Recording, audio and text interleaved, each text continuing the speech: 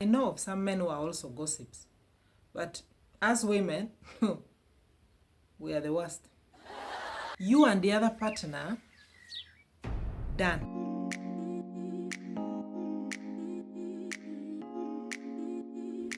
Hello lovelies, welcome to today's video. Today is another great day at Achichi's Space. Are you ready for it? In this channel we get to learn tips or proper hacks into relationship management. In our previous video we talked about the best parenting tips for divorce with children, divorce, separation, or a breakup with children, how you can best parent your children like two normal adults. If you haven't watched that video and you're going through that, by the way, let me tell you something. No one prepares for divorce. Nobody. Everybody, as they get into a marriage, they don't plan to leave. So you may be going through this or you may not, but still, you may need the video. Please go and watch it. Go and watch the video. So in today's video, we are going to talk about tips to support children. How best can you support your children after your divorce? As a parent, as a single parent, how best can you support them to make sure that they are not affected by what happened to you, by the death of the relationship? Let me put it that way. So how best can you support them? The first thing you really have to do is you have to talk to these children openly. This may also depend on their age. They might be really very young to understand what has happened. But whichever age they are in, you really have to be open with your children. I'm not saying you should go into detail. No. It's really good to truthfully explain to your children what is going on in a way that they understand. I'm going to give an example as a mother. For example, let's say my children ask me, "Hey, mommy, why are you no longer living with daddy?" You just tell them, it's because daddy is busy and he may not find time to stay with us anymore, but he loves you. Your father and I love you. I mean, you can give your children that assurance, right?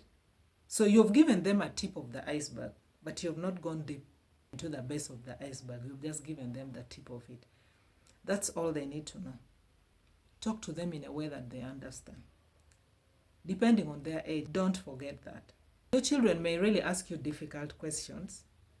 Please, take time to think about it before you answer them, and be ready to answer similar questions over and over again.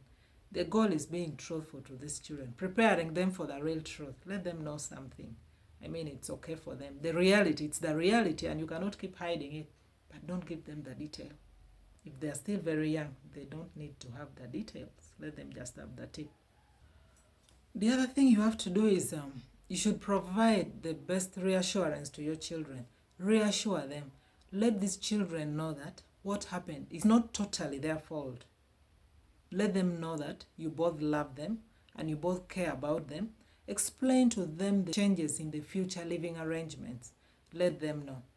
Let them get the assurance of the love you both have for them. It will help them in adjusting to the new normal. The next thing is, remember, you're doing this for the children. And on the other hand, indirectly, you will also be doing it for your mental peace. Please be respectful to the other parent. Never put your children in a situation that they have to act as go-between in your situation. Never put them in that dilemma. They don't need to be there. What happened between the two of you is none of their business. It has already affected them indirectly, but let it not affect them more now that the two of you are no longer living together. Minimize arguments, especially in front of your children. Minimize arguments with the other partner and find a way to properly communicate better with the other partner. You don't want your children to see the two of you quarreling. Do you know how that scares children? When two parents are quarreling, even if they are just playing in a tough way, it scares children. So you don't need your children to go through that. Respect the other partner. However painful what they cost you was, please. Respect him.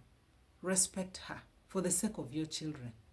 Let children be free to love both parents. Don't put your children in a situation where they have to choose. I want to live with mommy, I want to live with daddy. Let them be free to love both parents. It's important for their mental upbringing. This next point I know is very, very common, especially among women. I know of some men who are also gossips, but as women, we are the worst. Never squeeze your child to tell you what is going on in the other parent's house. Never do that. Don't. Do you know what that will cost you? Apart from putting your children on pressure and making them torn apart between two parents and forcing them to forge answers because you're asking them for something that they cannot really say, they end up being in a situation where they have to forge an answer to please you as a parent. I mean, this child gets torn apart. So apart from putting your child through that situation, you are also affecting your mental being. You are also affecting your mental health. You don't have to do that. You really don't have to do that. What happens in the other house is none of your business. I know there are some people who will just call you and tell you, boom. You get to know. Limit that. The only thing you have to ensure is that your children are safe and they are secure. We already talked about that in the other house. Don't put your child in a situation where they have to lie about the other parent. It will affect the child as well. Imagine you'll be turning your child into a liar. And there's a way people believe that children don't lie. But there are situations where children are forced to lie because they have been pushed to. So, don't make your children torn apart, and make your mental peace and the mental of your children priority. The only way you can do that is not knowing what happens around the other person. Trust me, this works magic. You also have to maintain the routines. Maintain your routine. Maintain the ritual in your home. For example, if at your house children go to bed by 8, maintain it. Even if these children are living in between two homes, it's still possible to maintain their routine. Maintain what you do at your home and let the other parent also maintain the ritual at their home. You don't have to confuse your children. Like I said, let the children know that when we are with parent A, this is what is expected of us. And when we go to parent B, this is also what is expected. Children are the fastest learners. They learn easily and they adapt and adjust easily to situations. So you don't really have to worry about that. Just think about their peace, their mental. That's all that you have to worry about. Make your children the focus. Make them the focus. You and the other partner, done. In your discussions, make your children the main focus. Talk about what is best for your children, not what is fair for you. Yeah, it may come in indirectly in terms of living. Maybe you need to be available for these children, but the biggest percentage should be what is best, what works best for these children. The main focus is the children. You don't even need to discuss you. What happens in parent A's or B's lives is none of your business. Let them live their life. Focus on the main people. Osana, sorry, that was an interlude. This is a sensitive topic. You have to find interludes in between, right? Don't mind my voice. But I love that song. Let's go forward. Where did we start? Oh, yes. I said, make them the main focus. Focus on the children. Make time for fun. I mean, when everybody is stressed out and upset.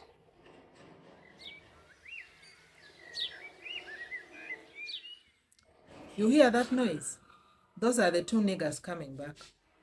I sent them away because I needed some quiet. But they are back. Let me first talk to them. You boys! Yeah? I'm still recording my video.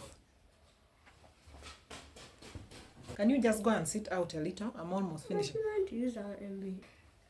But no noise. No, we're finished banging. Yes. Can you give me like 10 minutes, please? I'm almost done. I promise. Guys, do you know I have to beg these boys to leave? They are here smiling with me. I have to beg them to leave because, man, these guys cannot stop making noise. So, like I said, create time for fun. Everybody's stressed and upset.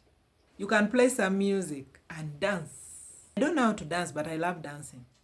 I just love to shake. Music soothes the mind. Like it really puts you at peace. Play the music you love. Sing along, dance. Go and take a walk to a park. You can also go for a picnic. Go out with your kids. Eat out, like just have fun. Because everybody needs to relax their minds.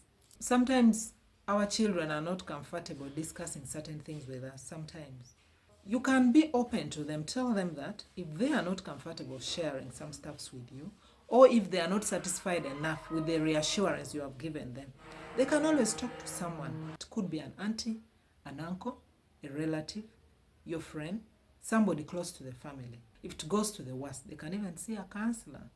I mean, you're looking at protecting these children from being mentally affected.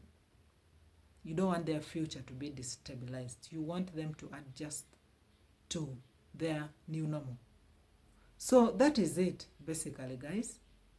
Those are some of the parenting tips. You may have others. There are people who are naturally intelligent. They can give advice.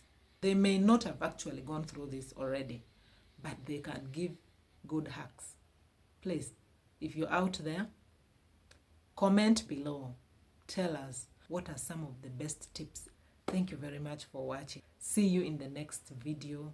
Bye, guys.